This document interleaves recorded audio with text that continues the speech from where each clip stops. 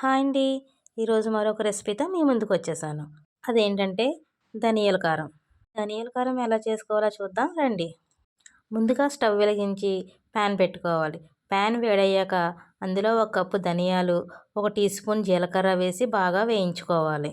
ఇలా పచ్చివాసన పోయే వరకు వేయించుకొని అందులో కరివేపాకు రెబ్బలు, ఒక 5, 6 ఎండుమిర్చి కూడా వేసి బాగా వేయించుకోవాలి.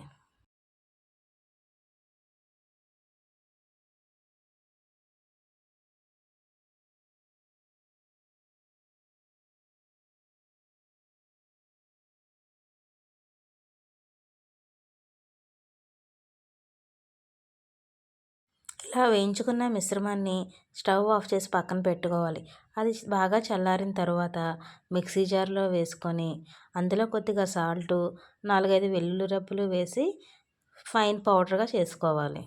అంతేనండి, ఎంతో రుచికరమైన ధనియాల కారప్పొడి రెడీ. ఇది వేడి వేడి ఇడ్లీలోకి కానీ దోశల్లోకి కానీ నెయ్యి వేసుకొని తింటే భలే రుచిగా ఉంటుందండి.